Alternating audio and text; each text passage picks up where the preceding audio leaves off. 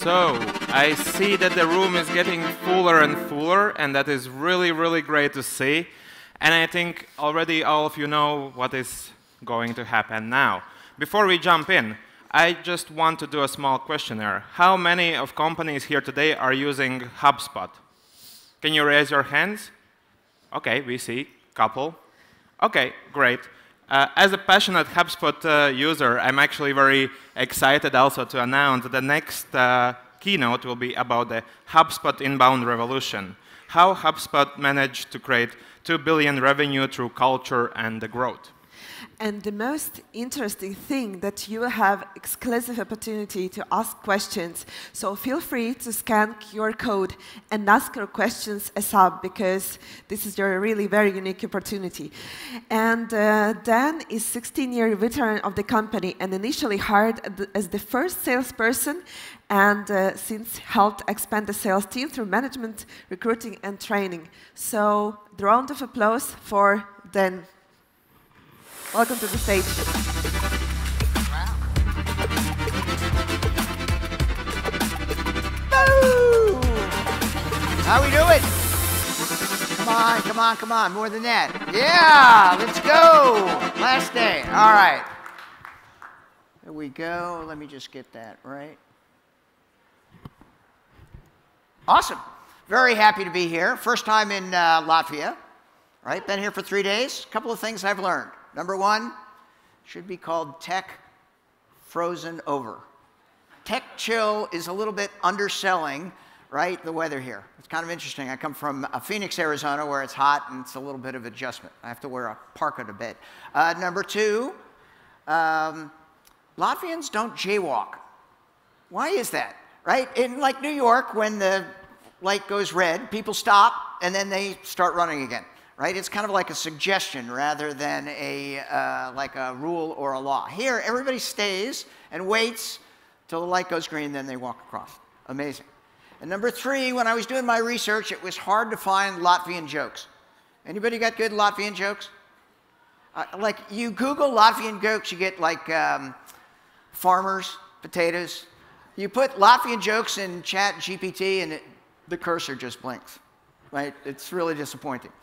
All right, so I'm super excited to be here. Thank you to Andres and Anna, and the second Anna, and our announcers, and Luis for inviting me a year ago. I've been looking forward to this to a while, right? We're going to talk about the HubSpot inbound revolution, which I'm very, very passionate about, which is very, very exciting and should be inspiring for all of our entrepreneurs, right? Because the goal of HubSpot is to help millions of small businesses grow better. And we're going to give you some ideas, some thoughts, some guidelines of some things that you can do to follow in that scale. From $0 to $2 billion in revenue through two important things. I've been asking everybody in the one-on-one meetings. By the way, I'm a huge Tech Chill fan, right? Everybody I've talked to today and yesterday, everybody's engaged. Everybody's excited to be here. I go to lots of conferences. Not everybody's excited to be there, right? They're smoking cigarettes or sneaking out in the back door or going by the pool, which is not exactly great in this climate, but everybody is focused on helping other folks. In the Phoenix entrepreneurial ecosystem, I live in Phoenix, Arizona, we pride ourselves on being the most generous entrepreneurial ecosystem in the world. But I have to say, here in Latvia, you rival that for helping people, and that's just a beautiful thing and very helpful and important for companies that are scaling. All right. Do you know this reference? Dun, dun, dun, dun, dun, dun, dun, dun, dun. Do you know it? Raise your hand if you know it. Every time I see this, hold on, I got one other thing. Boom. Every time I see this, when I speak at an entrepreneurial conference, I think of Rocky, right? Rocky is a movie that was produced way before you were born, right? That won multiple Academy Awards, and Sylvester Stallone starred in it, wrote in it, and directed in it. It's the ultimate entrepreneur kind of thing. Right? So I like to start all my presentations with, if he could do it, you can. Right? And it's super exciting to be here in Latvia to help you out. Our agenda is AHAM. Did I say it right? Okay, yeah. All right. We're going to talk about HubSpot scale from $0 to $2 billion. We're going to talk about the two most important things. For the experienced investors and the entrepreneurs, I always ask, what are the two most important things in scaling a company? And those are my answers. And it works everywhere except in Italy. Anybody sell in Italy?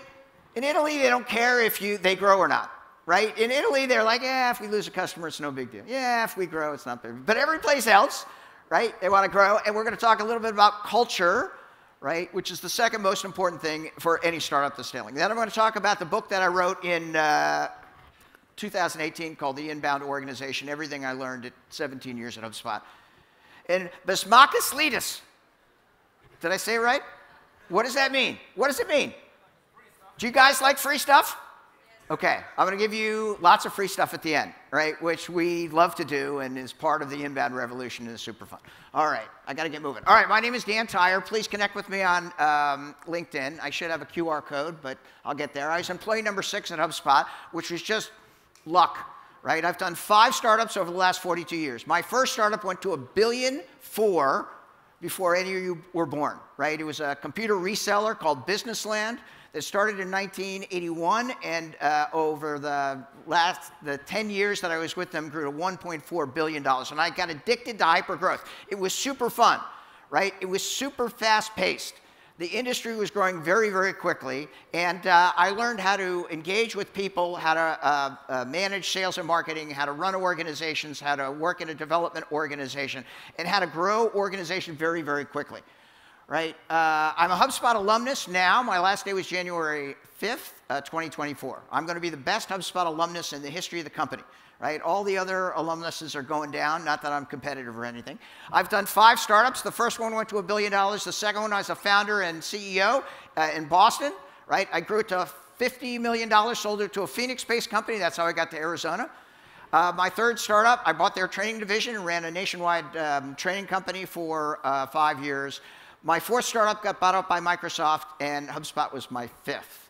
When they started at HubSpot, Brian Halligan, Dharmesh Shah, the 2 co-founders, amazing people, called me up and said, we would like you to help start the company. I'm like, I live in Arizona. Why do you want me? They go, you're a good startup guy. You're a good salesperson. So I joined HubSpot, which was kind of interesting. Everything I learned before HubSpot is now archaic, right? In 2007, right, I learned how to scale companies the way we do it. And one of the most important takeaways from this presentation, everything we did in 2007 changed in 2009. Then it changed again in 2012. Then it changed again in 2015, changed again in 2017. Of course, it changed in the global pandemic. And with the AI influence on every single company, it's all going to change again and grow more quickly. It's insane what happens in startup ecosystems today. I'm a CEO of an investment firm called Tyre Angel. In 2014, I started an organization called HubSpot for Startups, right? As I talk with lots of people who use HubSpot, many people here in Latvia said, HubSpot's a little expensive, which is maybe true. All of our software starts, or all of HubSpot software starts at free, right? There's lots of scholarships and ways that entrepreneurs can use HubSpot. I'm a mentor and run a mentor program. Several people say, can you mentor me? I have 35 of my senior buddies who mentor about 250 entrepreneurs in the Tyre mentorship program. I'm an advisor to dozens of companies. I sit on 3 boards of directors. I speak about 50 times a year. I wrote the book Inbound Organization. I'm an angel investor, executive coach. And I just went on a 3-week pilgrimage. Any pilgrims in the crowd? No? Okay. If you want to know about pilgrims, put it in the Q&A and we'll talk about it. And my mission statement is to do the most good for the universe, right? I'm way behind now. These are a list of the 30 portfolio companies. In 2014, when I started HubSpot for Startups, right, it was a division of HubSpot. We gave a 90% discount to startups because we had money on our balance sheet and they didn't. Right? And so I saw a lot of deal flow. And when HubSpot went public in 2014, I started investing in companies for both the fun of it, but also for social responsibility. And now 65% of the companies that I've invested in are led by either people of color or women, which I always thought was kind of weird that they didn't get the same amount of angel and venture capital, but we're doing everything we can to try to change that. All right, easy or hard to be an entrepreneur in 2024? Raise your hand if you think it's easier. Yeah, all right, we got 2 people. All right, it used to be kind of a trick question. Depending on what technology and the business you were in, it was, could be easier, right? In 2024, in most instances, it's a lot harder, right? That we will see companies that have 1 or 2 people and $1 billion of AI, probably not in the immediate short term, right? And recruiting the right employees, finding the right customers, all the things that everybody was talking about on the stage is amazing, right? It's hard. It's easy to talk about, right? When you're in the mud and the slime doing it, it becomes much, much harder. In 2014, the average company had 5 competitors. You know the number of competitors the average company has in 2024? Guess. If you guess within 5, I'll buy you a breakfast sandwich. Anybody know? Okay, that's pretty good. 64, right? 64. Everybody's doing the same thing, right? In the old days, if you're providing poor services, people would be like, all right, but there's not that many alternatives. Now you know there's a million alternatives, which creates a significantly different dynamic that people need to know. All right, this is the HubSpot journey, which always makes me tear up, right? I was there right at the beginning, sat around a table with 6 people, right, where we had 0 revenue. I was the first salesperson for HubSpot, and Brian's like, all right, go out and get 10 customers. My quota was 10 customers every month. I'm like, how the heck am I going to do that? He's like, I guess you're going to cold call, which is funny because inbound revolution is all about not cold calling, so don't tell anybody. Right? And 0 revenue. And the amazing thing about HubSpot is for the first 24 months of the company, we never missed our number. We had a target, a forecast of adding a salesperson every month, and each salesperson would come in and do, the first month they got 3 customers, and then 6 customers, and 10 customers. The reason I love this is we started with the concept of inbound marketing, which we're going to talk about. And then we scaled to now HubSpot is the #1 platform for scaling companies in the world for sales marketing software, CRM. CRM is free and will always be free. 52% of the unicorns in Germany use HubSpot. Amazing technology, and very interesting, HubSpot all run by women, right? CEO is Yamini Rangan, incredible. Kate Bucher is the Chief Financial Officer. Allison Dawson is the General Counsel. Amazing, has a huge impact on the way the company grows. All right, in virtually every company, even down to startups, falls to process, tools, technology, metrics, and people. What's the most important? Who said it? Guess. Come on, let's go. People. Of course, yes. And what's more important, your employees or your customers? Who thinks employees? Who thinks customers? Ooh, we got a little mix up there going on. Employees over here, customers over here. Awesome. It's actually, do you love your wife, do you love your mother, right? But in today's world, the emphasis on employees is critically important. You all got that people is the most important, because if you don't have good people, can't recruit, retain good people, the company will not scale. But if you don't have happy and good employees, right, you're not going to have happy customers. Therefore, leaning into employees and therefore culture is super important. I think the 2 most important things in scaling a company, having gone through 5 entrepreneurial programs, 2 of which went to $1 billion, starts with culture and growth. And we take culture first, right? Because happy employees and creating a good culture is important. The story is that in 2009, Brian Halligan went to a CEO conference. He's the CEO Emeritus of HubSpot. He sat next to Colin Angle, the CEO and founder of iRobot, the little vacuum that goes around your living room. And Colin said, well, Brian, what are you doing about culture? And he's like, culture? I'm not doing anything about culture. Went back, talked to Dharmesh, and said, Dharmesh, what do you know about culture? Dharmesh says, I don't know anything. So he went and researched it, and as a good researcher, came up with a 127 slide deck on culture, and explains it very good. Culture is a set of shared beliefs and values, right? And it's the operating system for your company, right? And if you're not spending time with a meaningful culture of how you build and maintain a culture, you're missing a huge point. When you're 3 to 5 people, right, you can all get in the same room and you can all talk it out. As soon as you go into multiple rooms, multiple desks, you got to be specific on your culture. So HubSpot always says building 2 products. Our product for our customers, that's the one you buy, and one for our employees, that's our culture. 5 tips for having a good culture. The first is HubSpot has this culture code that you can go out and find. I strongly urge, if you have more than 50 employees in your company, you go out and create your own culture code. Ours is HEART, right? Humble, empathetic, adaptable, remarkable, and transparent, which is the guideline for anybody who wants to come into HubSpot. Anybody who manages or leads at HubSpot has to work through the culture code of HEART. Here's 6 culture hacks. It says 5, but I'm an overachiever. Number 1, as soon as you get 50 employees, get a chief people officer. Not a head of HR, but a chief people officer, right? Katie Burke was the first chief people officer at HubSpot, ran for 12 years, amazing, the voice of the people. Number 2, HubSpot has only one policy. Anybody who has a policy manual in 2024, I don't know what you would do, where you would publish it. The one policy for HubSpot, anybody guess it? That's a hard one. All right, use good judgment, which is empowering and is indicative of the culture for helping people grow. Number 3, at HubSpot, you can work either in office or remote or hybrid. Now, there's a huge difference of the employees that are in the office and remote and hybrid, and managers got to get really good at managing that.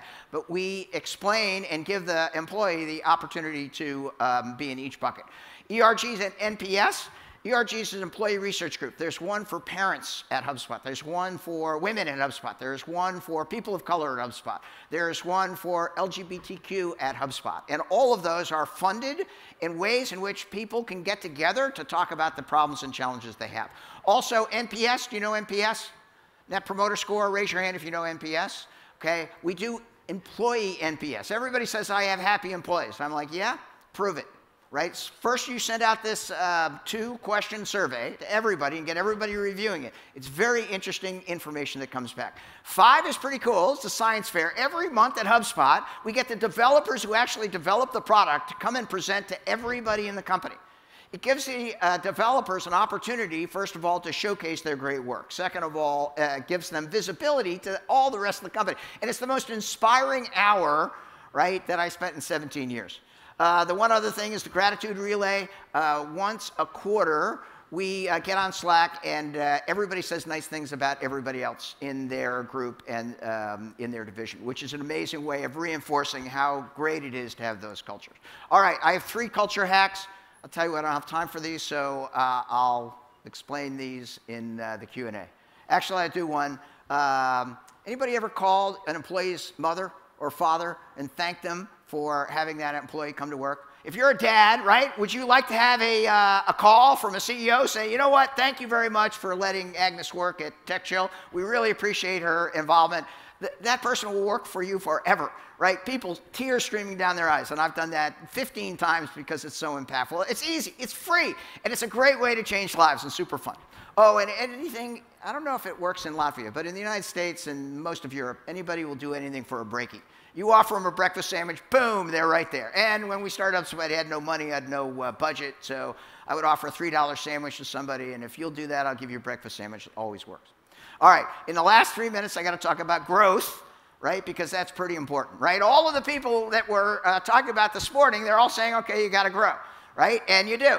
HubSpot started with inbound marketing. Raise your hand if you're practicing inbound marketing, right? Inbound marketing is tricking out your website so that when people come to you, you give them free stuff, right? You like Bismatics Lasties, right? And inbound marketing is a great way to help people explain to them how you can solve their problem. Inbound sales started in 2012, and this is decidedly different. It's completely consistent with what Zoltan was saying, right, in regard to the way you approach the sales process in 2024. It's completely changed, right? And people in Latvia, in the Baltic region, can do this, right? It's not that hard. Number 1, you identify good fit customers. In the old days, we called everybody, right? That's the biggest waste of time ever, your time and their time. Number 2, when you connect with them, right? Louise knows about this because she took a class from HubSpot, a free class on how to connect with folks. You only ask for 15 minutes. And you use power statements like, we help product consumer companies who are looking to get more revenue focus on the Baltic market. Does that sound like you? And when you engage with those folks, you explain the problem you solve right up front. If they're interested in that, solving that problem, then you move to a discovery call. If they're not, then you don't have the right problem phrase, and we can explain all that to you.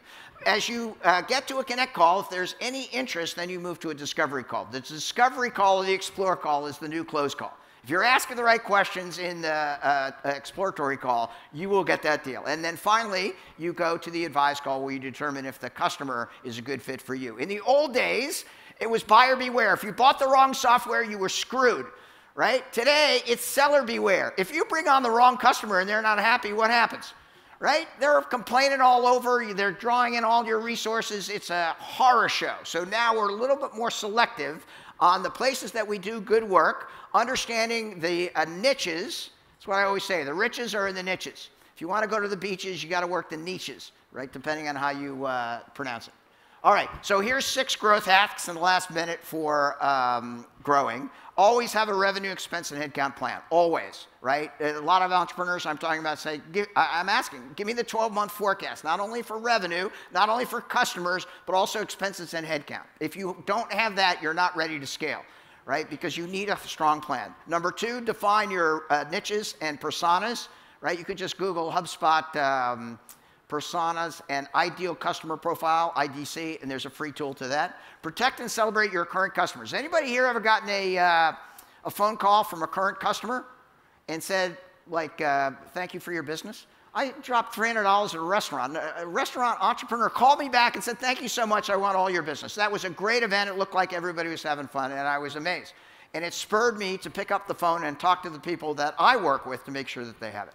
Solve for the customer, make it easy to buy. That's the freemium process. The inbound process is a competitive advantage, right? And what everybody's looking for in 2024 is time to value. All right, I'm going to talk about the HubSpot flywheel. That's putting your customers at the center. Everybody craves community, right? In 2024, it's not so much your product.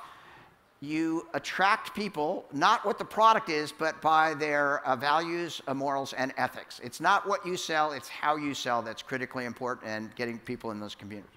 All right, I don't have time for my growth hacks and Baltic entrepreneurs, but there are plenty there. This is the book I wrote in 2018, right? Everything I learned at HubSpot to apply this to growth companies.